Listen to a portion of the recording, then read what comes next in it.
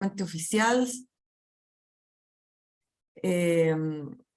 Saludarlos a todos muy cordialmente. Estamos ya a la mitad de nuestro ciclo del año 2023. Esta es la 18ª versión que nosotros hacemos en Fundación Generación Empresarial de el ciclo Mejores Prácticas en Integridad y Cumplimiento. Y quiero obviamente dar un agradecimiento a ENEX por su constante apoyo y a la Facultad de Economía y Negocios de la Universidad de Chile, que es nuestro aliado estratégico para varias actividades, incluida esta.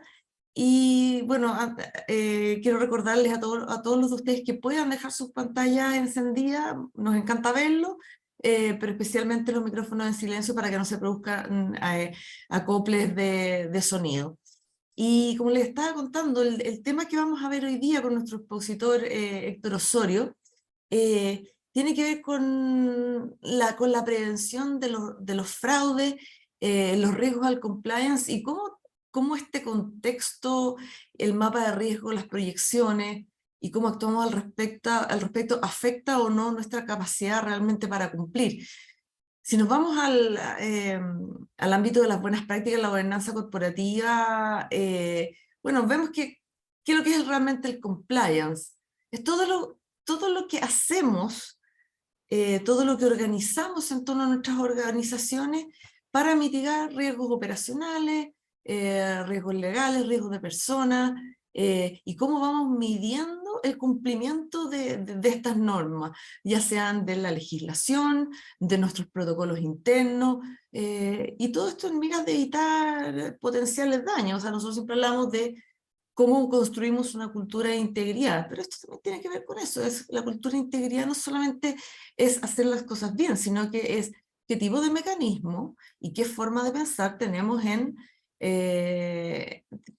instalada en nuestra organización para prevenir, para mitigar y luego para subsanar. El compliance anticorrupción básicamente está centrado en todas las funciones relativas a esto, a la prevención, detección, a la investigación. Y bueno, obviamente que todo esto en la teoría puede ser súper interesante y muy bonitas palabras y nos pueden dar varios mecanismos y varias señales de qué hacer, pero es bien interesante lo que hablábamos también con Héctor al principio. Nosotros hablamos de hacer esta charla hace 6 meses, me acuerdo que fue al principio de enero, nos juntamos y dijimos, bueno, ¿por qué no conversamos este tema de la prevención de los riesgos de fraude? Siempre es un temazo. En ese minuto, obviamente, ni nos imaginábamos que nos íbamos a encontrar con un contexto como el de ahora, en que estamos viendo nuevamente escaladas de fraude, no solo no solo en ciertas organizaciones privadas y cosas muy fomes que han pasado, pero este escándalo de Democracia Viva pone también en riesgo la confianza del trabajo entre el mundo público y el privado. De verdad esto es súper complicado, va a cambiar la forma de hacer las cosas. Entonces, ¿cómo entendemos esa correlación que hay entre los fraudes y el compliance? ¿Cómo entendemos que la prevención necesariamente tiene que tener una visión de largo plazo y tiene que también tener esta visión quizás de, más que la prevención, es qué tipo de escenarios voy detectando para que realmente el fraude sea algo realmente imprevisto, inimaginable, y no porque nuestros controles no fueron lo suficientemente claros, porque no capacitamos al respecto, o porque simplemente estamos trabajando con gente que no es idónea. Porque también Héctor comentaba, o sea, llegaron a mecanismos cuando se llega a mecanismos tan burdos para pasarse por encima de la ley, eso quiere decir que también tu integridad personal no está tan bien alineada, y bueno, ¿queremos no trabajar con ese tipo de personas? Así que bueno, quiero presentarles a nuestro expositor de hoy, Héctor Osorio.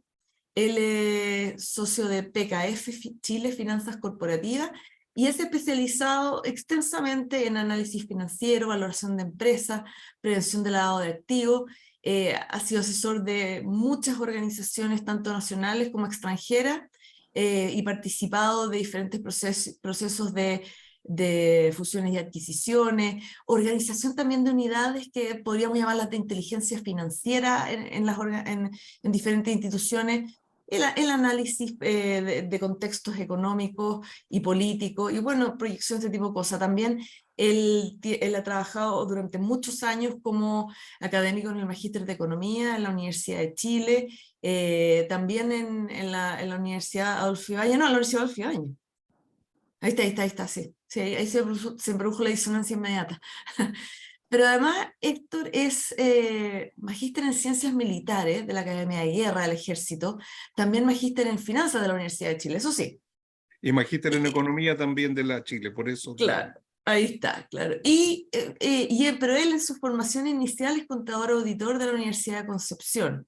Eh, y es bien interesante también todo el trabajo que ha realizado con diferentes organismos digamos, de las Fuerzas Armadas chilenas, el contacto que ha tenido, la lógica. Y también, esto es bien interesante, Héctor es coautor de 3 libros bien interesantes donde hay análisis de casos de, por ejemplo, casos de negocios y corrupción, análisis de películas que muestran en el fondo...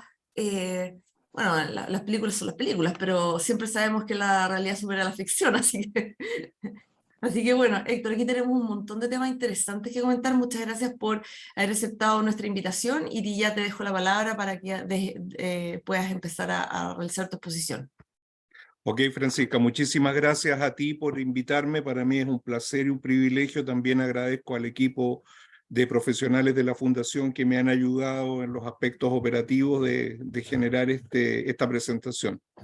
Y también quiero partir rescatando lo que tú señalabas, qué oportuno parece el tema hoy día, cuando parece que en el horizonte tenemos problemas muy serios y probablemente estos problemas serios son más allá de lo que hoy día estamos viendo. Simplemente, diría yo, hemos descubierto la superficie, pero no hemos llegado al fondo.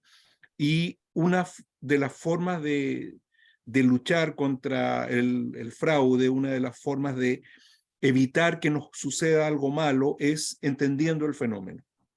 El fenómeno del fraude es un fenómeno muy complejo, muy complejo. Hay tratados respecto de este tema que abordan desde distintas perspectivas cómo vamos a sufrir eventualmente un problema de fraude, cómo lo vamos a prevenir y cómo vamos a superar las situaciones anómalas si estas llegan a ocurrir. En la presentación que quiero compartir con ustedes esta mañana, obviamente no me voy a referir a todas ellas, sino que me pareció oportuno conceptualizar la idea de fraude y después darle una bajada hacia ciertos aspectos que yo considero muy importantes para las compañías y respecto de los cuales creo que no tenemos ni experiencia ni visualización del tema. Así es que la idea es mirar parcialmente esto, pero con la idea también de que las personas que nos están escuchando esta mañana puedan quedarse con algo más allá de las 2 horas o de la hora y media que vamos a trabajar juntos. Y en este sentido, siempre el desafío de un expositor es dejar algún par de conceptos que puedan seguir permanentemente en la mente de las personas que escucharon y que a partir de eso construyan una visión del tema. Así que reiterando mi agradecimiento, parto por comentarles cómo entiendo yo el fenómeno. Y parto también preguntándome, ¿qué esperamos cuando hablamos de compliance? ¿Por qué hablamos de compliance y no hablamos de cumplimiento? Y no es un concepto menor. ¿Por qué usamos esta palabra en inglés si podríamos hablar de cumplimiento? Y tiene una lógica. Cuando los primeros especialistas en Chile comenzaron a trabajar en este tema, trataron de traducir compliance. Y la traducción de compliance, al contrario de lo que podríamos pensar, no es cumplimiento. Es cumplimiento con una carga ética, cumplimiento con una visión consuetudinaria, si ustedes quieren, más que con una visión positiva, en el sentido de que esta palabra refleja el cumplir, pero el cumplir con una mirada proactiva, el cumplir haciéndonos cargo no de la lista de chequeos, cumplir culturalmente, cumplir éticamente. Si logramos entender así el compliance, esa misma definición nos desafía a hacernos cargo del fondo de un fenómeno y no simplemente de un proceso administrativo. Muchas veces cuando partimos estudiando algún tema de control interno, por ejemplo, se nos dice, mira, tal procedimiento tiene esta lógica. Usted firme esto y pida la firma de un revisor concurrente, por ejemplo, y con 2 firmas su organización está protegida. Y nos limitamos a cumplir que existan 2 firmas, que existan 2 vistos buenos, etc. Lo que el compliance quiere, lo que el compliance implica como desafío es que nos hagamos cargo de qué está pasando en el fondo de aquello que estamos viendo. Nos desafía a entender la organización en la que trabajamos, nos desafía a ser permanentemente activos en identificar si las cosas están funcionando bien o no, más allá de una posición particular donde, claro, yo tengo una rutina de trabajo que probablemente tengo que cumplir igual. Tengo que hacer los chequeos formales, tengo que poner los TIC, ¿no es cierto? Tengo que obtener 2 firmas. Pero más allá de eso, tengo que tener una mirada hacia la organización y hacia el proceso que sea una mirada crítica que me permita entender la lógica de lo que está sucediendo y a esa mirada crítica agregarle la lógica ética. Lo que estamos haciendo es correcto, está dentro de nuestra lógica de negocio o nuestra lógica de actividad. Una vez que he aprendido a mirar así, una vez que he adquirido la cultura organizacional para mirar así, puedo decir que estoy efectivamente trabajando con una lógica de cumplimiento más allá del cumplimiento positivo, estoy en una lógica de compliance. Siempre las personas que trabajan en planificación estratégica tienen una sentencia que dice que la cultura organizacional mata o se come a la planificación estratégica al desayuno. Si no existe una fuerte carga, una fuerte estructura cultural, lo que va a suceder efectivamente es que no nos va a resultar el modelo que desarrollemos.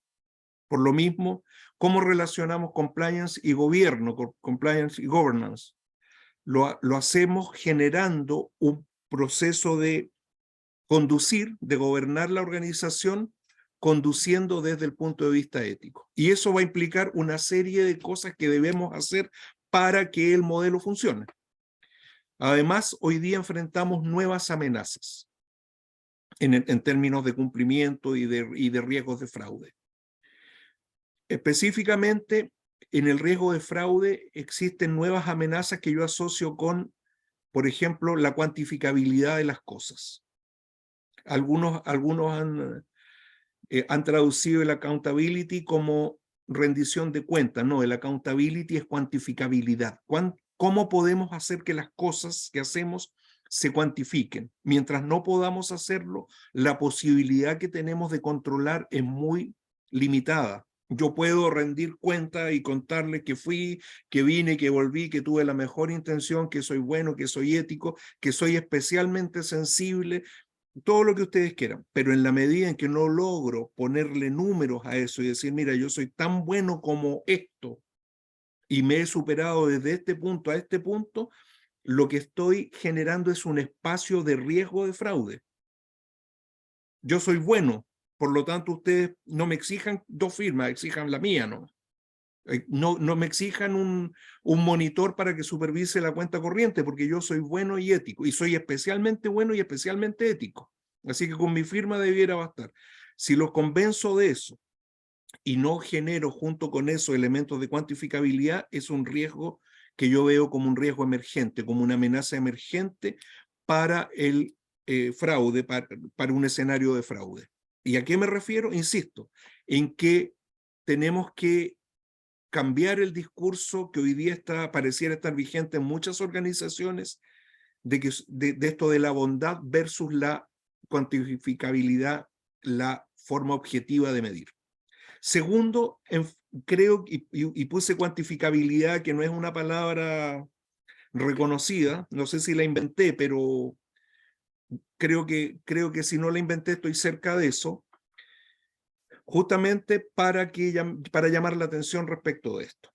Después tenemos una normativa emergente que también lo que hace es descontrolar. En inteligencia, y aquí agradezco las menciones que hizo Fernanda respecto de mi formación como cientista militar, en inteligencia se dice que hay dos formas de desinformar, dos mecanismos para desinformar. El primer mecanismo es negar acceso a la información. Y el segundo es saturar de datos. Saturar de datos. Mando tantos datos a la prensa, dejo tantos datos en un sitio para que el público lo observe, que nadie va a poder extraer información de esos datos. O nadie, al menos el gran público, no va a poder hacerlo.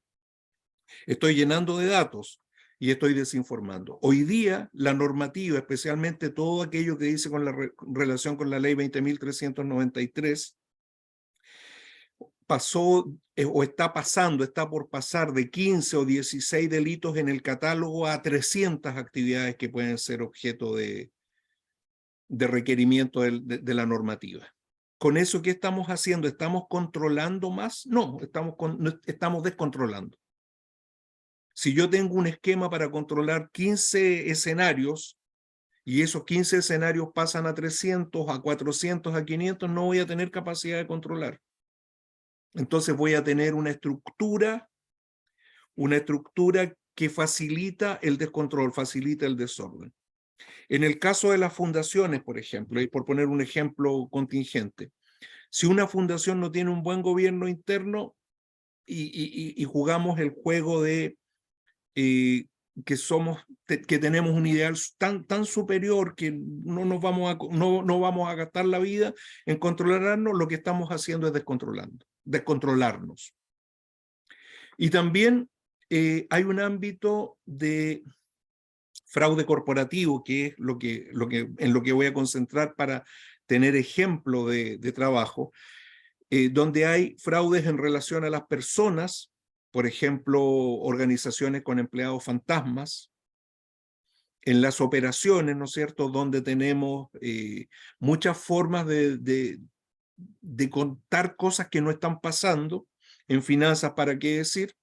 Y así una serie de escenarios. Pero como la idea es que bajemos esto a una forma concreta, quiero partir por la definición y tipos de fraude. Y si ustedes observan en la lámina que estoy presentando, no hay una definición de fraude.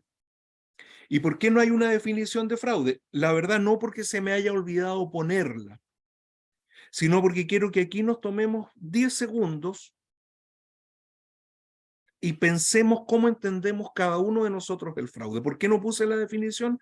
Porque si pongo la definición, la leo, ustedes van a estar de acuerdo conmigo, yo la saqué de un libro, de una norma, esto es un fraude, y después nos vamos a olvidar de ella. Yo quiero que nos tomemos 10 segundos y pensemos, cuando hablamos de fraude, ¿de qué hablamos? ¿De alguien que no hizo lo que debía hacer o hizo lo que no debía hacer en perjuicio de otros? Entonces, fraude tiene el incumplimiento del deber asociado a afectar a terceros. Y esa idea debiera quedarnos permanentemente como una idea sofisticada, una idea que manejamos, una idea que podemos entender. Si yo veo que alguien está incumpliendo y está afectando a otros, podría pensar que estamos en presencia de un fraude. Es distinto, por cierto, de un error, ¿no es cierto? Yo me equivoqué, yo soy el contador de una compañía y tenía que anotar cierto importe y anoté un importe distinto. ¿Por qué lo hice? Porque me pude haber equivocado, porque soy un ser humano que cada tanto voy a cometer un error. Ahora, si a esta idea anterior, oye, no hacer lo que debo o hacer lo que no debo, lo que explícitamente no debo, afectando a terceros, ¿cuándo va a ser fraude? Cuando sea sistemático. Si me equivoqué, ofreceré disculpas, ¿no es cierto? Y corregiré el error. Pero si esto es sistemático, estamos en presencia de un fraude. ¿Y qué tipo de fraudes tenemos? Yo voy a leer algunos. y vamos a ver que todos hemos escuchado de fraudes de ese tipo: corrupción, malversación de fondos, fraude político, electoral, en el sentido de que yo modifico los registros electorales y obtengo una posición que no debía, y también político en el sentido de designación, que designo a alguien que no tiene competencias y lo designo por razones distintas a sus competencias. Lo designo porque es mi pariente o porque es mi amigo. Los ejemplos son genéricos, ¿no es cierto? Eso es un fraude también, porque no estoy haciendo lo que debo, estoy perjudicando con ese no hacer lo que debo a terceros. Instituciones de crédito, mala cuantificación del riesgo, por lo tanto otorgamiento inadecuado o beneficiarios inadecuados, seguro, previsión y salud previsional, quiebras, tributación, propiedad intelectual y fraude al consumidor. Fíjense que de todos estos fraudes hemos escuchado algo alguna vez. Y puse destacado el fraude de estados financieros, porque probablemente me voy a concentrar un poco más en ese tema.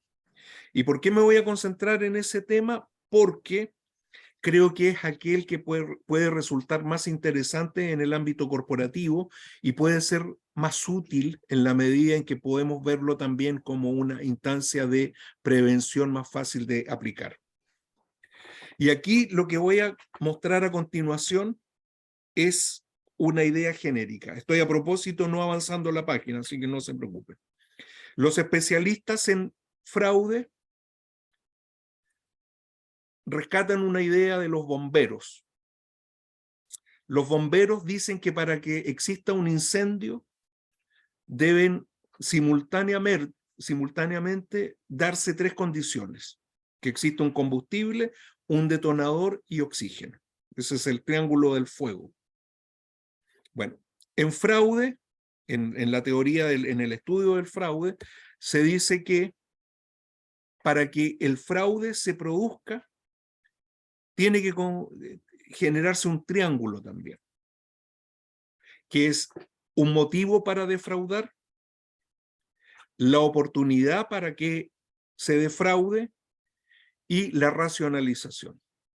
Fíjense, y este triángulo sí yo les pido que o lo anoten o lo recuerden. Si es que no lo conocen, este triángulo ya es bastante conocido y popular, muchas veces lo habrán escuchado. Quienes no recuerden este triángulo, porque es un concepto muy simple. Y mi conclusión, la conclusión de la presentación de hoy día, se la voy a anticipar. No es que no la vaya a decir al final, pero la voy a anticipar para que sepamos a dónde vamos. La conclusión es que si evitamos la formación del triángulo, evitamos la generación de un fraude. Muy importante para todos quienes trabajamos en una organización y muy simple si lo conceptualizamos con claridad. Motivo. El motivo en general es el motivo económico. Siempre en una organización vamos a tener personas, y probablemente todos nosotros tenemos una necesidad económica. Todos quisiéramos tener mayores ingresos o mayor patrimonio. El motivo existiría. No digo que dado eso vamos a cometer fraude, pero todos tenemos el motivo de querer más recursos, ya sea como flujo o como stock. La oportunidad, y lo puse en azul de nuevo, la oportunidad es una condición en general estructural. ¿Qué quiere decir eso? Que si yo no tengo la oportunidad, no voy a poder cometer fraude. O sea, aquí viene la lógica de los contadores, de los auditores que luchan por el control interno. Si yo no genero oportunidades, el fraude va a estar lejos de mi organización. ¿Y cuándo voy a tener la oportunidad? Cuando, por ejemplo, hay una falta de ambiente de control, una falta de cultura de control, una falta de cultura que me permite hacer cosas y nadie me dice nada, nadie me llama la atención, nadie me representa. Oye, eso no se usa en esta organización. En esta organización no tenemos ese estilo, no hacemos esa acción que tú estás haciendo. Concentración de poder, cuando el poder lleva un nivel de concentración distinto del cargo jerárquico. Si yo soy el gerente general de una organización, tengo cierto poder. Si yo soy el gerente de un área funcional, tengo otro poder. Pero si yo soy un gerente, un subgerente de un área funcional y tengo el mismo poder que el gerente general, estoy generando una oportunidad. Eso es lo que llamamos inconsistencia entre el cargo y la función. De pronto hay alguien que es asesor y tiene el poder del gerente general, o del presidente, o del gerente de finanzas, o de quien sea. Eso es. Pero siendo la oportunidad una condición, o sea, algo que existe o no existe, la racionalización es un proceso. Es un proceso que tiene un inicio y un fin. Un proceso que parte y que me lleva como defraudador a justificar que lo que voy a hacer no es tan malo. Lo que yo hago aquí no es tan malo, porque al final todos lo hacemos, o otras partes lo hacen, o yo voy a hacer esto, pero después voy a devolver la plata. Total, ¿qué tiene que saque un poquito si yo me lo merezco porque trabajo tanto? Es el proceso de autoconvencerse de que esto que se va a hacer no es tan negativo. Si sufrimos ese proceso y nos convencemos que no es tan negativo y se dan las otras dos condiciones, vamos a defraudar.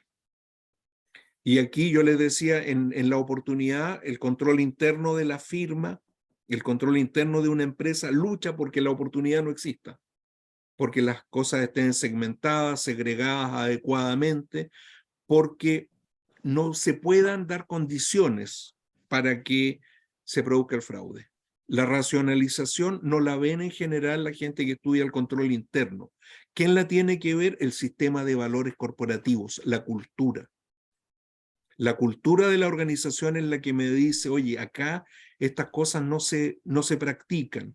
Desde pequeñas cosas que, no sé, voy a poner un ejemplo burdo, llevarme papel, una resma de papel para mi casa, por ejemplo. Eso no es una práctica elegante y acá somos elegantes, entonces no hacemos ese tipo de cosas. A lo mejor me voy a llevar alguna vez, necesito imprimir algo y no tengo, sí, está bien, pero culturalmente el controlarnos nos ayuda a evitar eso. Motivo existe, oportunidad es una condición, racionalización es un proceso. Eso estoy diciendo. Después de eso, como les decía, voy a concentrarme en el fraude de estados financieros, porque lo que acabo de decir, esto de la formación del fraude, la formación del triángulo del fraude, es válido para evitar todos este tipo de fraudes. Todos los fraudes conocidos y por conocer se pueden evitar evitando la formación del triángulo. Me voy a concentrar, no obstante, en el fraude de estados financieros, que no es otra cosa que la situación que ocurre cuando las cifras contenidas en los estados financieros, ojo, como resultado de una acción consciente, no son correctas y por lo tanto no permiten representar razonablemente la posición, resultados, flujos, o no revelan adecuadamente las condiciones que tienen que ser reveladas. Estoy bajando algo muy concreto porque me interesa que podamos revisar ciertos aspectos que están poco presentes en la organización. Si ustedes piensan en sus organizaciones, probablemente tengan políticas para evitar otras cosas, para evitar, por ejemplo, la malversación. Tenemos para evitar que haya corrupción. Cada vez que compramos algo pedimos 3 cotizaciones. Esa es una pésima medida de control interno, porque estamos hablando de nuevo de un control positivo, donde yo, si tengo las 3 cotizaciones, cumplí. Y lo que espero es tener una visión cultural, una lógica cultural que me permita cumplir más allá de las 3 cotizaciones. Aunque tenga una cotización, yo puedo cumplir. Pero nunca hemos hablado de elementos de prevención del fraude en los estados financieros. Y cuando se produce una situación anómala relacionada con los estados financieros, también la organización es una víctima. ¿Quiénes son las primeras víctimas de esta situación de fraude en los estados financieros? En general vamos a decir que son los acreedores que corren más riesgo al financiarnos, al vendernos, al trabajar con nosotros. Pero no son los únicos, las únicas víctimas. Los auditores pueden ser una víctima. El auditor que va a auditar no va a buscar un fraude, va a revisar la consistencia de la información y el grado en que la información se ajusta a los principios de contabilidad aplicables. Pero si en esa organización se produce un fraude, y también ha habido casos de esto, el auditor es llamado, oye, ¿por qué no te diste cuenta del fraude? Porque yo no andaba buscando un fraude, sí, pero debiste haberlo buscado y debiste, no, mi alcance era distinto. Eso es muy difícil de aceptar y muy difícil de procesar para las personas que no están en el negocio. Los auditores, probablemente los clasificadores de riesgo, las compañías de seguro, los abogados que atienden corporativamente a la organización porque se ven afectados también y dicen, oye, pero tú debiste haber sabido, tú propusiste que se hiciera tal cosa. Y en general los trabajadores de la organización se ven afectados, los competidores también, oye, en tu negocio pasa esto, a lo mejor también tú actúas de esta forma. Hay un gran abanico de personas que pueden ser afectadas por esta situación. ¿Qué pasa con el fraude de estados financieros? Cuando pensamos en el fraude de estados financieros, pensamos en que alguien va a ganar más plata con esto. Si yo obtengo mejores resultados, me van a pagar un bono más grande. Por el contrario, si tengo menos resultados, no voy a tener ese bono, no lo voy a tener. Y es verdad, por ahí va, pero no es la única razón. También hay razones distintas, razones que se llaman emocionales en el caso del fraude de estados financieros. Por ejemplo, el deseo de reconocimiento, de prestigio. Yo soy el gerente de la empresa más grande de esta industria. Como soy el gerente, como quiero ser el gerente de la empresa más grande de la industria, aumento los inventarios, los stocks, los activos en general, no las mercaderías, ¿no? Los activos en general. Y con eso la empresa es más grande, esta es la empresa más grande, o es la más rentable. Entonces genero registros que permiten reflejar mayores ingresos. Si soy el mejor en mi área, también tengo mayores posibilidades de ser nombrado, ¿no es cierto? A lo mejor yo soy el que dirige una unidad de negocio en una región determinada y que es pequeña, pero lo hago tan bien, tan maravillosamente bien, que me van a llevar como gerente general. También obtener financiamiento. La empresa no está del todo bien y requiere obtener financiamiento, y yo tengo mecanismos que me permiten mostrar una mejor posición, y con eso obtengo mejor financiamiento, mejores condiciones de financiamiento. Fomentar la inversión, probablemente en el caso de empresas más grandes, y algo que hoy día es muy importante, demostrar el crecimiento de la utilidad por acción. ¿Cómo lo logro?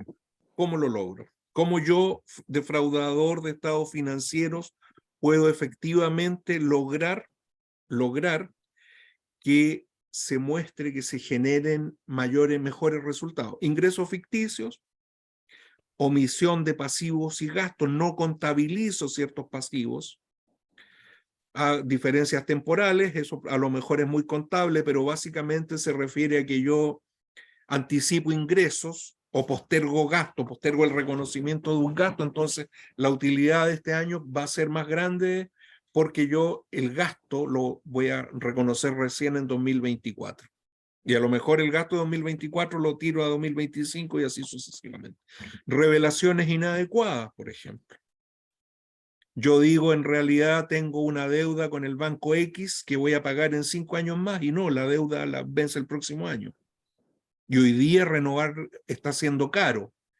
Ahí tengo un efecto en el valor de mi compañía. Si el crédito vence el próximo año, yo lo puedo renovar sin problema, sí. Pero lo voy a renovar a las tasas que van a estar vigentes el próximo año, que créanme, todavía van a ser altas. Entonces yo, para evitarme eso y para que los valoradores de la compañía no me pongan una mala nota, yo digo, en realidad este crédito dura hasta el 2030. En 2030 creo que las tasas van a estar más bajas, así que la voy a renovar en condiciones similares. Estabilizo resultados, evito mostrar que un año gano mucho o un semestre gano mucho y el semestre siguiente gano poco. Con eso la compañía se ve menos riesgosa de lo que efectivamente es. Y de nuevo destaqué la valoración incorrecta de activos y pasivos, porque hoy día las normas nos están diciendo valore permanentemente activos y pasivos. Y aquí se nos abre algunos activos y algunos pasivos. Y aquí se nos abre un mundo infinito para poder sobrevalorar o subvalorar, según yo quiera, activos. Aquí no hay efectivos mecanismos para controlar la norma contable que dice fair value, muy valioso. Fair value es la idea de que el valor fair es el que tiene que representarse en la contabilidad. ¿Y qué es el valor fair? El valor correcto, el valor de equilibrio. Algunos lo traducen como el valor justo, pero fair es más complejo que, de nuevo tenemos el tema de la traducción, es más complejo que justo. Es de equilibrio, es razonable, es adecuado, es apropiado. ¿Cómo llegamos a ese valor? A través de procedimientos de análisis financiero de cierta sofisticación y por lo tanto, al ser de cierta sofisticación, son probablemente difíciles de medir o son verificables a un alto costo. Entonces, insisto, si yo puedo hacer un reconocimiento a valor fair, yo como contador de la compañía o como gerente de finanzas de la compañía, y el monitoreo resulta muy caro, me va a costar poco sobrevalorar mis activos o sobrevalorar o subvalorar mis pasivos. ¿Qué cosas la normativa hoy día nos dice que podríamos valorar y reconocer mayores valores o menores valores? Inversiones corporativas, las inversiones que nuestra sociedad tiene en otro país, en otras empresas, las medimos a mercado y reconocemos ese valor en nuestros estados financieros. Insisto, me va a resultar poco complejo a mí y a otros analistas financieros que se dedican a esto, les va a resultar poco complejo sobrevalorar. Y muchas veces las instancias de control no van a tener las condiciones para discutir o corregir esa situación. Inversiones corporativas, activos intangibles, las marcas, las patentes de invención, los desarrollos de software, un montón de cosas que tienen que ser valoradas a mercado para una correcta representación, me dan espacio para que yo las sobrevalore.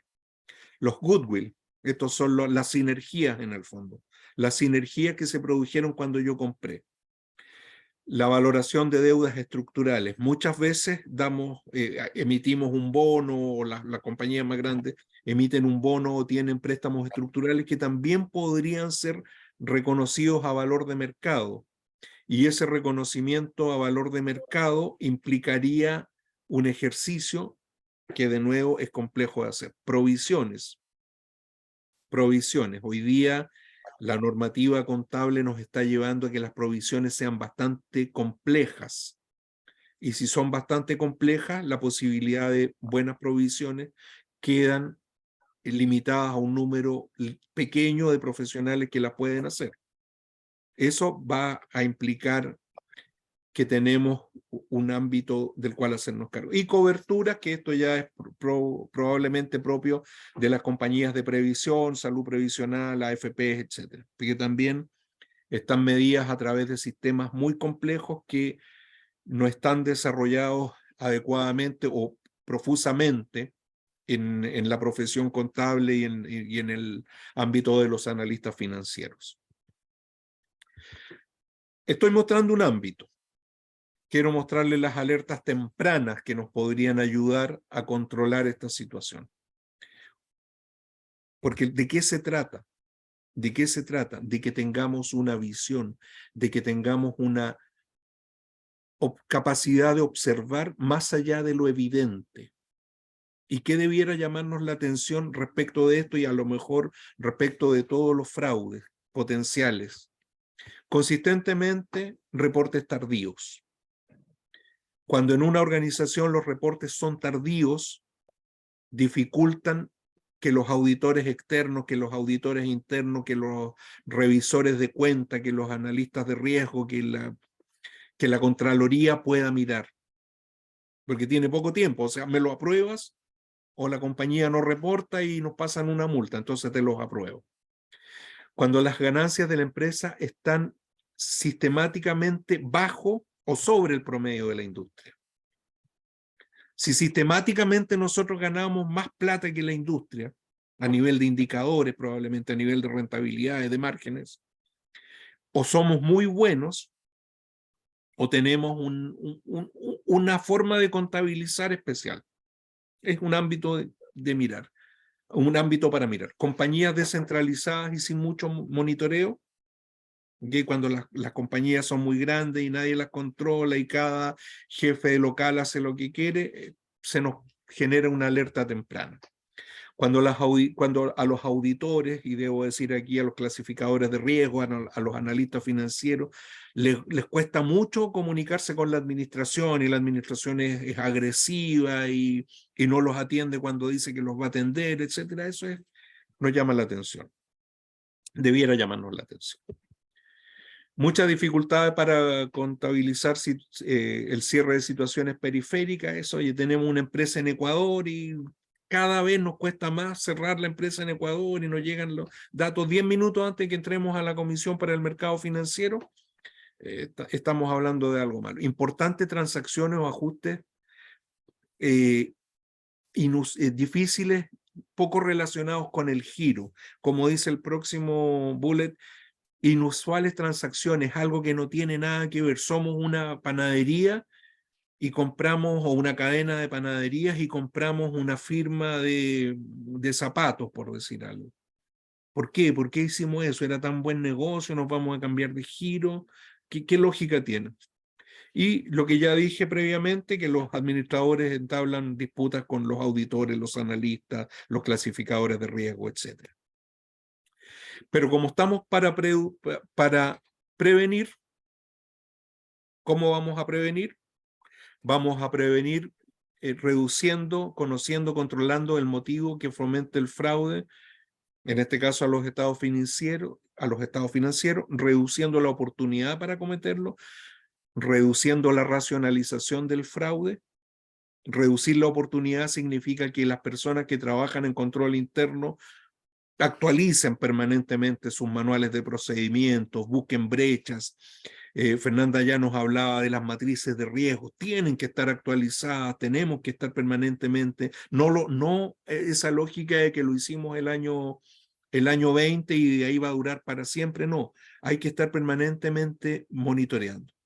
Pero lo que más me gusta, y es el llamado probablemente más consistente con la lógica de Fundación Generación Empresarial, es la cultura del cumplimiento, la cultura que hace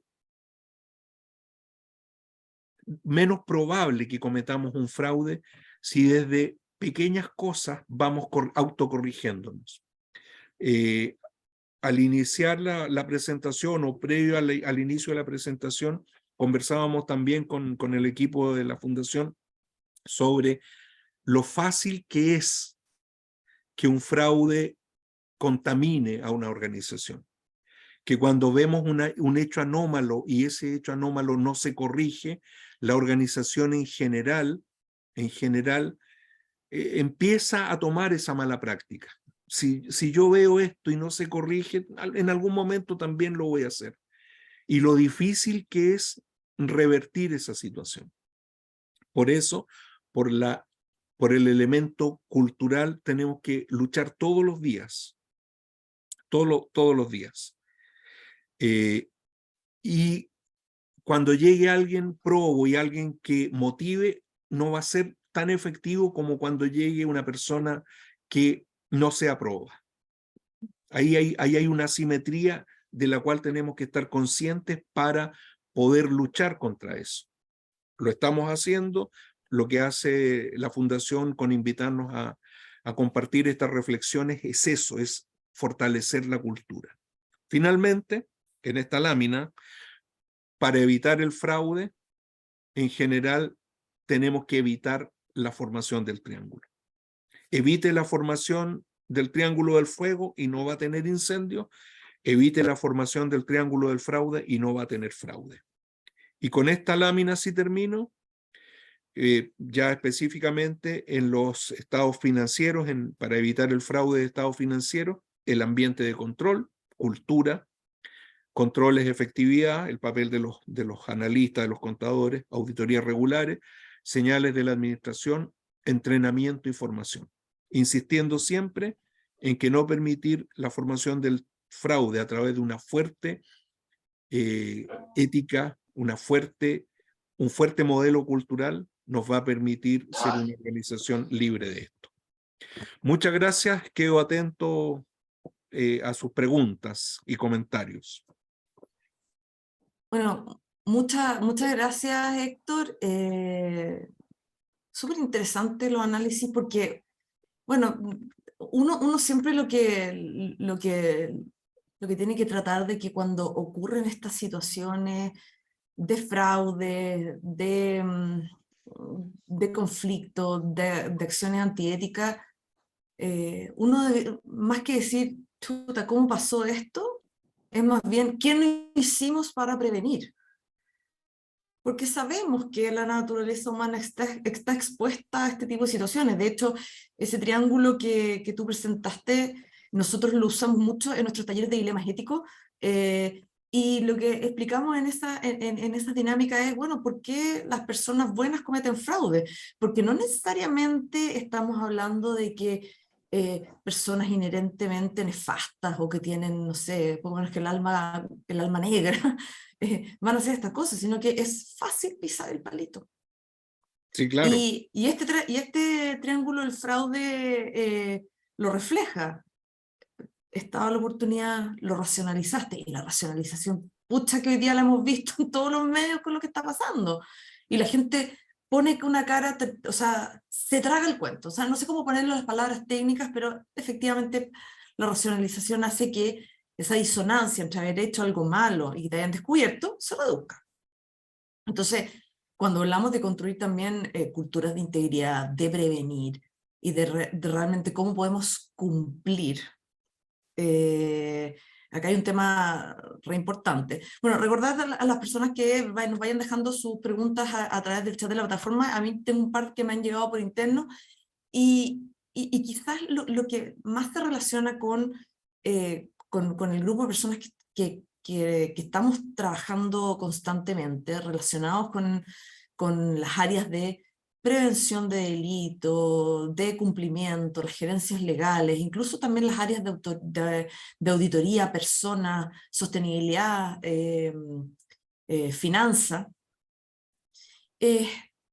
Bueno, aquí salta la pregunta. En tu opinión, ¿qué tan preparadas están realmente las empresas en Chile para este tema? ¿Tienen las estructuras necesarias para enfrentar un caso de fraude, un ilícito? Y quiero ir un poquito más allá de la estructura. ¿Qué tan preparadas están las personas? No para enfrentar el análisis de lo fraudulento, sino que para enfrentar lo que significa el encarar a las personas involucradas, o sea, esa situación difícil. Porque Bueno, por el fondo, oye, o sea, yo siempre pienso, sí, claro, no, fue terrible lo que hicimos, todos criticamos, pero a la hora de poner la cara frente a esa persona y decirle, necesito hablar contigo, o eventualmente te tengo que despedir porque esto pasó, y que es un mal rato terrible, ¿qué tan preparados estamos? O sea, en el nivel duro y en el nivel blando. ok, mira, la pregunta es muy buena porque de nuevo volvemos al elemento cultural. Hay desde la sociología más bien estudios que dicen las personas pueden cometer fraude y para eso hay una distribución normal, hay un porcentaje que nunca bajo ningún escenario va a cometer fraude y otro que fácilmente lo va a hacer, y hay una masa media que en ciertas circunstancias podría cometerlo. Pero eso también, esa distribución normal se va desplazando en temas en distintas culturas globales, digamos, en distintas culturas nacionales o regionales. En el norte de Europa tienen una forma de verlo, en Japón tienen otra, en el sur de Europa otra, en Latinoamérica otra. Yo creo que en Latinoamérica tenemos, y Chile no se escapa a esto, tenemos una suerte de propensión para aceptar situaciones anómalas con cierta seguridad, o sea, con cierta frecuencia. Y por lo mismo yo creo que las organizaciones no están preparadas emocionalmente para enfrentar a los defraudadores y decirle, oye, derechamente, mira, creemos que tú actuaste mal y te vamos a despedir, y aunque nos cueste caro y tengamos que terminar peleando contigo, lo vamos a hacer porque valoramos más la ética. Cuesta mucho, indudablemente siempre va a ser un mal rato si tenemos que enfrentar eso. Pero respondiendo a tu pregunta, yo siento que no estamos preparados, que nos cuesta decir, oye, derechamente nosotros no contratamos a este señor o a esta señora porque no tenemos buen concepto de ella, y no lo tenemos porque actuó de esta forma o de esta otra forma en tal o cual caso. Preferimos de alguna forma muchas veces que alguien se vaya, no haga ruido, y con eso no nos hacemos los tontos, por decirlo de alguna forma. Gracias. Y bueno, Daniel Soto nos manda una pregunta a través del chat de la plataforma y dice que pareciera ser que todos los mecanismos de prevención están pensados para grandes corporaciones. Entonces, y no solamente por quizás la complejidad del sistema, sino que también por el eventual costo de la implementación. Pero ¿cómo crees tú que entonces organizaciones de menor tamaño, ya sea en recursos o en persona, incluso en el alcance de su negocio, porque a veces en la cabeza tenemos el hecho de que somos pequeños porque no ganamos mucho, pero no es real? Entonces, ¿cómo entonces estas otras empresas pueden prevenir y detectar el fraude? Claro, a ver, esa pregunta también es muy consistente en el sentido de que probablemente en la presentación yo hablo de financiamiento, emisión de acciones, emisión de bonos, ¿no es cierto?, levantamiento de capital. Es para empresas grandes, y los modelos de control parecieran estar enfocados en las empresas grandes, porque van a tener legiones de contadores, sistemas tecnológicos muy avanzados para llevar registros, etcétera. ¿Cómo podemos hacer esto en organizaciones de menor tamaño? Lo podemos hacer básicamente rescatando lo que yo he dicho, que es la cultura. La cultura de cumplimiento, la cultura de probidad, la cultura de seriedad, nos va a ayudar a mejorar el control interno. Las pequeñas organizaciones tienen una característica que es muy valiosa. ¿Cuál es? Que las personas que trabajan ahí están muy cerca, y no me refiero a cercanía física necesariamente. Hay muy pocos niveles de decisión o de acción entre el funcionario o la persona de mayor jerarquía y la de menos jerarquía. En las organizaciones más eficientes del mundo, los niveles jerárquicos son pocos. En un centro de investigación científica, por ejemplo, el investigador principal está muy cerca del asistente. Está a dos niveles, hay un investigador principal, un investigador genérico y un asistente, pero el asistente tiene llegada, tiene una forma de comunicarse con el gestor principal. En las unidades de inteligencia de distinta naturaleza, de inteligencia militar, inteligencia policial, inteligencia de negocios avanzados también, el jefe está muy cerca del último o de la persona de menos jerarquía. En las organizaciones pequeñas, en las pymes, pasa eso. Y eso nos permite, esa cercanía nos permite imbuirnos mutuamente de una cultura de respeto y una cultura de probidad, que es la que finalmente le da valor a las compañías. Aprovechemos eso en el fondo. Sí, y quizás como el tema de la cultura es tan potente, bueno, y lo sabemos, y desde tu experiencia y también trabajando, como decía, como en el ámbito o sea, haber tenido la experiencia con diferentes ramas de las Fuerzas Armadas en Chile, ¿es diferente la cultura de las personas respecto de la organización? ¿Cómo, No, ya. no. La cultura de las personas genera la cultura de la organización. No me ha tocado conocer una organización en que la cultura de cada una de las personas sea una y organizacionalmente la cultura sea otra. Las personas construimos nuestras organizaciones. Las construimos a partir de valores y de conocimientos técnicos. Lo que tenemos que hacer nuevamente es alinear, y esto tiene que también tener un modelo de liderazgo muy importante. Aquí el líder de la organización tiene que ser capaz de cumplir y tiene que ser capaz de entender la realidad como efectivamente es. Lo que he visto en algunas organizaciones es que alguna vez fueron organizaciones de referencia en términos de sus niveles de ética y se quedan dormidas en los laureles, como se dice. Cuentan con que eso es un hecho, una condición objetiva y permanente, y al quedarse dormidos no se dan cuenta que esto es un fenómeno que tiene que estar permanentemente siendo reforzado y rescatado. Sí, ese es un elemento importante para que los líderes de las organizaciones lo tomen en cuenta y lo entiendan como parte del deber. Yo como gerente general de una organización tengo el deber de definir las políticas comerciales, la estructura de financiamiento, la política de dividendos, lo que quieras, pero también tengo la misión de formar a mi equipo, en términos de cómo salimos cada día a jugar el juego que estamos llamados a jugar. Yo como capitán de un equipo les digo a mi equipo, vamos a jugar de esta forma. Estoy jugando y estoy enseñando el juego, y el juego que tengo que enseñar en este ámbito es el juego de una cultura de cumplimiento. Si yo cumplo, mi compañía va a valer más en el largo plazo. Si no cumplo, corro el riesgo de sufrir un fraude, de sufrir una multa, de que algo malo pase y mi compañía va a valer menos. Yo creo que creo en el deber clásico del administrador, que es lograr que las compañías tengan un mayor valor de mercado. Bueno, este es un mecanismo para que eso pase, sin duda.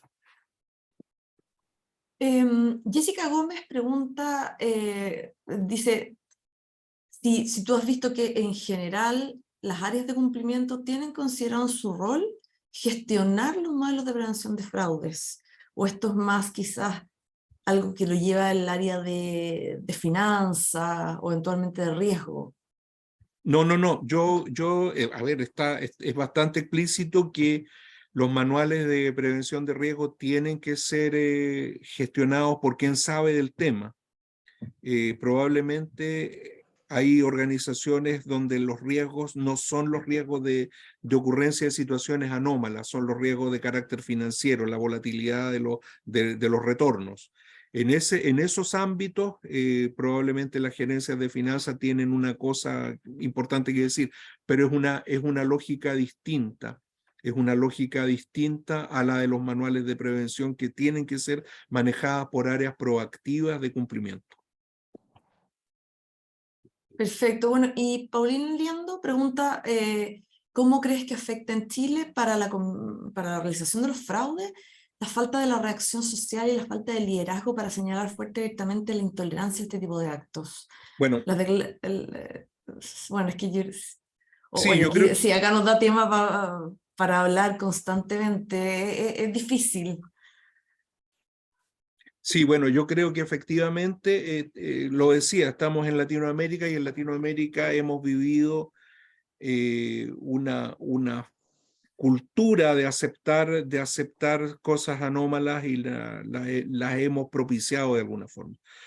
Creo que Chile desafortunadamente no escapa de eso, pero por otro lado nuestra misión es empezar a escapar.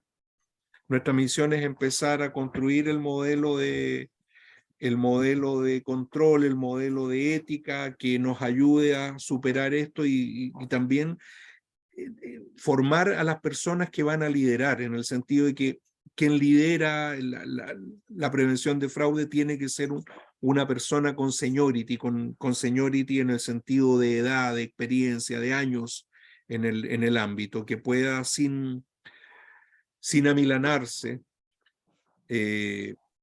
decir, oye, esto está mal y esta persona actuó mal y la vamos a desvincular, o llamar la atención cuando hay que llamar, cuando el fenómeno es pequeño y lo podemos controlar.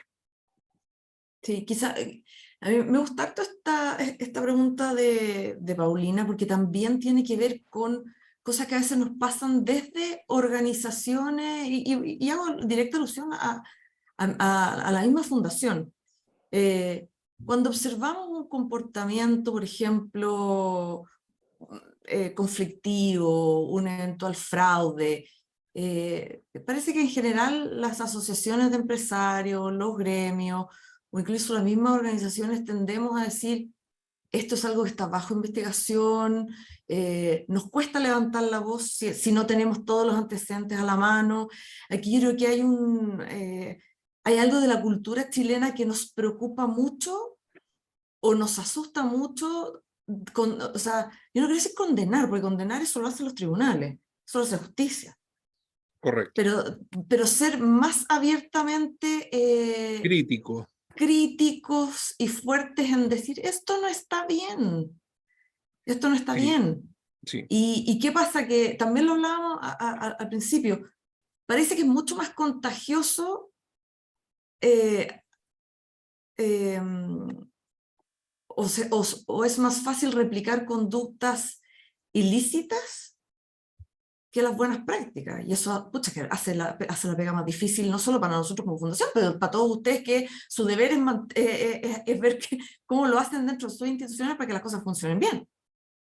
Sí, mira, dos cosas respecto de lo que señala. Efectivamente, si no tenemos todos los antecedentes, tenemos que ser cuidadosos en criticar, porque también muchas veces hay por parte de la opinión pública análisis superficiales que culpan, que imputan cosas cuando no hay evidencia. Salió en la prensa y se salió en la prensa insinuando que alguien era culpable de algo. Se tiende a asumir que ese alguien es culpable de eso. Yo ahí siempre llamo la atención en que escuchemos, tengamos los antecedentes y seamos cuidadosos en no opinar sobre aquello que no tenemos plena información. Y muchas veces se comete el error de decir, oye, efectivamente tal persona hizo tal cosa y la prensa, y aquí soy crítico, espero que no ofender a nadie, pero muchas veces la crítica es superficial. Es que Juanita emitió cheques por 600 millones de pesos a un factoring. ¿Y cuál es el delito de eso? ¿Cuál es lo malo de eso? No. Es que este señor vendió un activo a un precio 4 veces la tasación fiscal. Ese hecho, no, a mi juicio, no constituye un delito. O sea, que envidia, si a mí me compran algo en 4 veces el precio al que yo lo compré. Pero empezamos sin acusar a hacernos cargo de cosas que parecieran, porque porque a algún periodista le parecieron negativas, nos parecen negativas a todos. Tenemos que distinguir eso, separar eso. Ahora, una vez que tenemos certeza de que la persona en cuestión, que la acusación en cuestión es efectiva, es real, yo recomendaría que fuésemos más duros de lo que somos y no trabajemos, no volvamos a vincularnos con esas personas. Ese castigo social, va a ser muy importante, a mi juicio, para que el próximo involucrado o la próxima persona que se vea tentada a la misma actuación se limite. Eso yo creo que es muy valioso, y como tú dices, efectivamente no lo hacemos. Muchas veces se dice, oye, en las economías desarrolladas, en Estados Unidos especialmente, quebrar no es algo mal visto necesariamente. Y yo comparto eso. Quebrar no es mal visto, no es malo. O sea, tú hiciste un esfuerzo, inventaste un negocio y lo financiaste de una determinada forma y quebraste.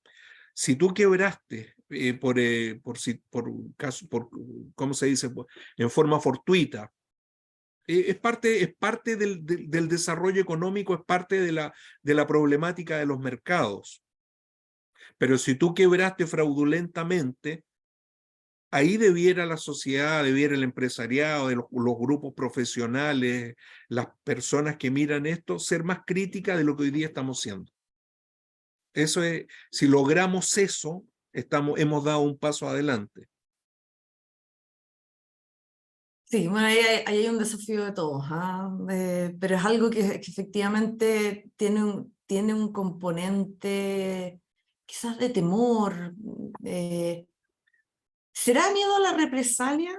A la No, represalia, yo en creo este que caso, pero ojo, en este caso la represalia es medio social, es como, chuta, tú saliste al tiro a crucificar. no, yo creo que el problema es que somos una sociedad muy pequeña donde nos conocemos todos, somos todos amigos y condenar a los amigos cuesta y condenar a los amigos que después pueden traernos buenos negocios cuesta más todavía. Pero creo que tenemos que avanzar en eso, creo que tenemos que avanzar en eso. Nos beneficia como economía, nos hace más competitivos. Oye, Que y aquí, bueno, y en este marco es que hay una pregunta que viene de cajón que la puso Juan Luis Silva en el chat, dice, entonces, ¿qué importancia tienen los canales de denuncia en este contexto? ¿Y qué importancia también le das tú? No, a ver, yo creo que la importancia de los canales de denuncia es muy significativa. Las denuncias efectivas o los descubrimientos de fraude, se hacen por los canales de denuncia, no sé, en un 80% de los casos. Yo siempre digo, hagamos auditorías regulares, revisemos, actualicemos, hagamos investigaciones sorpresivas, controlemos algo, teoricemos. Miremos la matriz de riesgo y la matriz de riesgo nos dice, mira, aquí podría pasarnos tal cosa, vayamos, asumamos que pasó, investiguemos. Pero eso es una señal de control. No es efectivo que vayamos a encontrar mucho por ahí. Una auditoría a veces, una auditoría de cumplimiento a veces encuentra algo, pero la forma más efectiva de que identifiquemos algo es a través de los canales de denuncia. Un canal de denuncia bien implementado un canal de denuncia bien implementado es una gran herramienta para que la organización se sienta segura. Cuando la organización se siente segura, los miembros de la organización se sienten seguros. Cuando los miembros de la organización se sienten seguros, no tienen miedo en protegerse y proteger a sus colegas, proteger a su organización. Si el canal de denuncia está mal implementado, y lo he visto muchos canales de denuncia mal implementados, creo que ahí hay un error, pero el canal de denuncia es la gran herramienta que tenemos. Sí, gracias Héctor. Y además eso nos ayuda porque nosotros, esa es una... va en nuestra línea de las cosas que no paramos de decir. O sea, si realmente quieres que se denuncie, implementa un canal que garantice anonimato, confidencialidad y seguridad del procedimiento. O sea, para Correcto. nosotros es fundamental en nuestro discurso. Pero, Y perdona, sí, Fernanda, sí. pero es muy importante también que superemos esa idea de que el que acusa es el malo. Por supuesto, ¿no? El que acusa, a lo mejor no acuses, llama la atención, porque el que acusa es mala persona, oye, pero ¿por qué se metió en esto? Y dijo, no, llama la atención, oye, ¿estamos seguros que estamos haciendo bien esto? Eso es una cuestión cultural profunda. El acusete carecuete no lo quiere nadie. Al acusete carecuete no lo quiere nadie, ¿no es No, cierto? Pero el que llama la atención dice, claro, mira, y usualmente, aquí hay una debilidad de control interno, investiguémosla, fortalezcamos esto y con eso no estás acusando a nadie, pero estás llamando la atención sobre un área de debilidad interna que puede ser importante. Entiendo, Fernanda, que estás claro, viendo el chat, ¿verdad?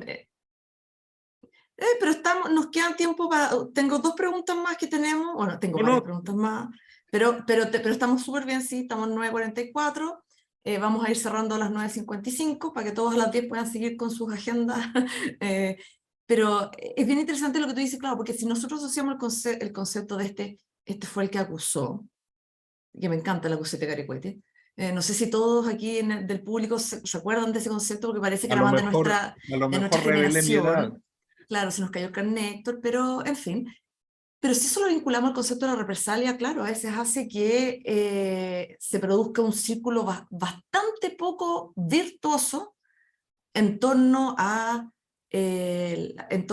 realmente el uso correcto y motivar las denuncias. Fue un tema que ayer conversamos en un diálogo que tuvimos con Andrés Monte de la CMF, bien interesante, sobre las figuras de denunciante anónimo, de también cómo esa figura del denunciante anónimo que tiene la CMF puede trabajar de una manera súper eficaz con los programas de cumplimiento y los canales de denuncia de las propias organizaciones. Juan Pablo Delgadillo te quiere hacer una pregunta desde tu experiencia, porque dice, bueno, cuando el fraude es liderado por la máxima autoridad de la empresa, ¿qué experiencias has visto tú al respecto? O sea, es un poco amplia la respuesta, pero me imagino que tiene que ver con qué impacto tiene cuando el fraude lo comete la cabeza. A ver, es que ahí yo sería muy preciso. La máxima autoridad de la empresa, en mi concepto, es el propietario de la empresa. Si estamos hablando de una sociedad anónima grande, digamos que tiene muchos accionistas, ellos son la máxima autoridad. Y probablemente, si ese es el caso, si el propietario de la organización comete un fraude, ¿quiénes son las víctimas de ese fraude? Pueden ser sus socios minoritarios, pueden ser, el fisco lo va a hacer de todas maneras, ¿no es cierto? Y también los trabajadores que terminan participando de una organización que no tiene todas las competencias y los atributos que en algún momento se le exigió a esos trabajadores. Ahora, si la máxima autoridad de la organización es asumida como el ejecutivo máximo, la situación es distinta. El ejecutivo máximo puede cometer una situación fraudulenta, pero para eso también existen instancias de control que deben ser efectivas. Los directorios deben tener, o los directorios en el caso de la sociedad anónima, o los consejos de socios, los consejos de propietarios en el caso de sociedades que no son anónimas, deben tener capacidad de actuar y de reprender y de tomar acciones decisivas. Me ha tocado ver un par de situaciones en que los máximos ejecutivos actuaron anómalamente y desafortunadamente los costos que pagaron por esas actuaciones negativas fueron de menor impacto. Siempre se optó por el camino fácil de alejarlos, asumir la pérdida, y con eso nos olvidamos de esto y vamos al siguiente capítulo. Yo creo que aquí hay que invertir y gastar dinero en procesos que nos obligan a dar la señal de que no compartimos eso y que estamos dispuestos a actuar de forma también responsable. Es responsable marcar o señalar a las personas, porque esas personas van a ir a trabajar a otras organizaciones y van a generar eventualmente otras víctimas. También he conocido casos en que empresarios de gran envergadura moral han gastado plata, han perdido patrimonio, persiguiendo actuaciones anómalas porque les pareció éticamente correcto. Recuerdo un caso en el terremoto del año 2010, un empresario que detectó a uno de sus ejecutivos depredando un supermercado. Lo despidió y después lo persiguió judicialmente y gastó plata en eso. Gastó plata, perdió patrimonio, pero le parecía, y me lo contó muchas veces, me parecía que éticamente era lo que correspondía. Esa persona que actuó de mala forma había ligado su nombre al nombre de una organización que era saludable, sana y responsable, y a juicio de esta persona valía la pena gastar esa plata porque era la señal que él quería darle al mundo. Y eso finalmente era lo que le permitía dormir tranquilo, que había cumplido con su deber ético. Sí. Gracias, Héctor. Y bueno, para ir cerrando, quiero tomar una pregunta que nos deja Daniel Soto y que tiene que ver también con lo que estamos viviendo hoy día. Porque o sea, proyecto de ley de delito económico está a punto ya de estar listo. Hemos visto un montón de columnas de cómo esto va a perseguir con las penas del infierno a ejecutivos, a las personas, pero de la empresa privada. Entonces, ¿aplican los modelos de prevención de fraude en las organizaciones públicas? ¿Es un Sí, estándar diferente? ¿O en términos legislativos, o sea, estoy haciendo una pregunta media capciosa acá, pero, o es que como ellos tienen un estatuto diferente, se miden con reglas diferentes? a ver, ambas cosas. Ellos se miden con reglas diferentes y tienen un estatuto diferente y las cosas tienen un ritmo distinto. Yo te decía antes que la forma de desinformar es saturando, la forma de no controlar es saturando de reglamentos, procedimientos y todo. Creo de nuevo, y perdonen si soy majadero, que en el sector público tenemos que implementar modelos de prevención de delitos ya, no porque el sector público esté lleno de personas que cometen delitos.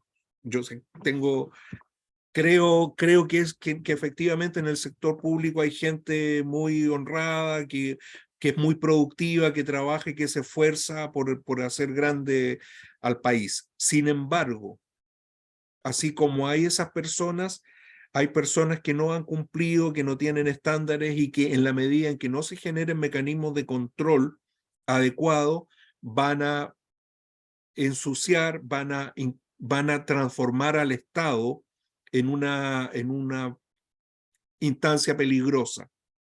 Es el momento de controlar, y controlar no significa hacer más leyes, como majaderamente lo he repetido, o hacer más controles, significa mejorar la cultura.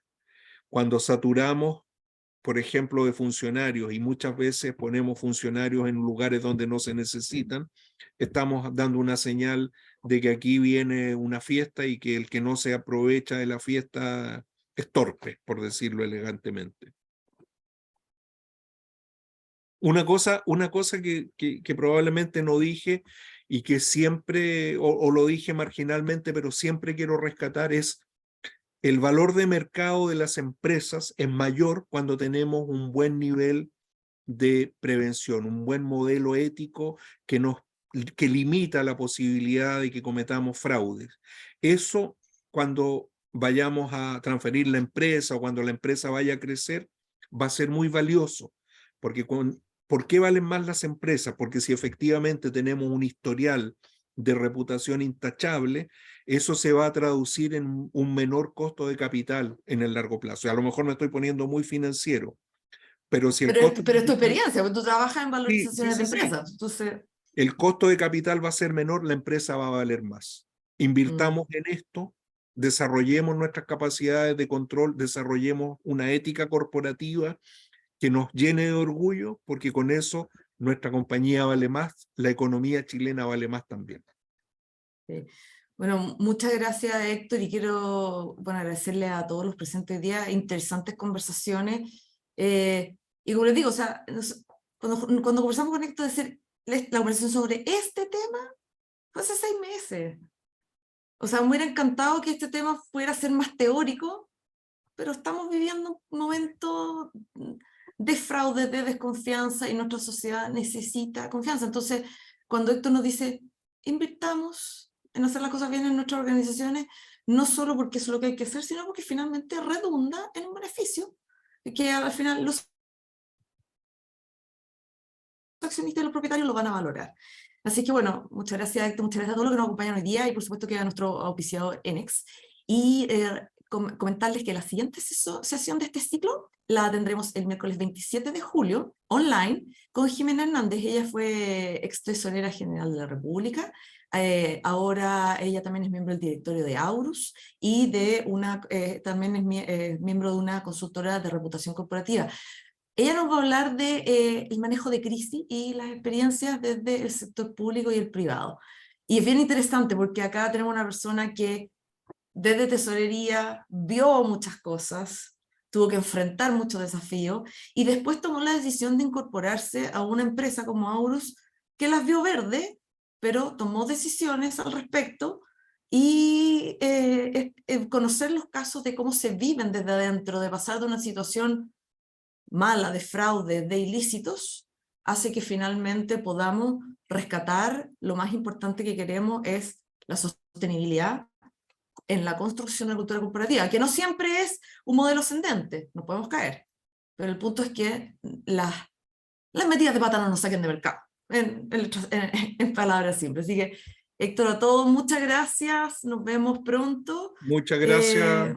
Muchas gracias, Fernanda, a ti, a la Fundación, al equipo y a las personas que tuvieron la gentileza de escuchar mi reflexión esta mañana. Gracias. Hasta luego, Héctor, muchas Chao, gracias. Héctor, muchas gracias. Gracias, Héctor, Muchas Fernanda. gracias. Gracias. Buen día. Oye, ahí bueno, están llegando, Héctor, para que veas muy buenos comentarios ahí por el chat de la plataforma, agradecimiento. Y recordarle a los que todavía no salen, que pídale la presentación a la Magdalena Sorrell, msorrell@fg.ong. Ahí está, se la piden a ella y ella se las mandará. Así que un abrazo grande a todos y nos vemos pronto.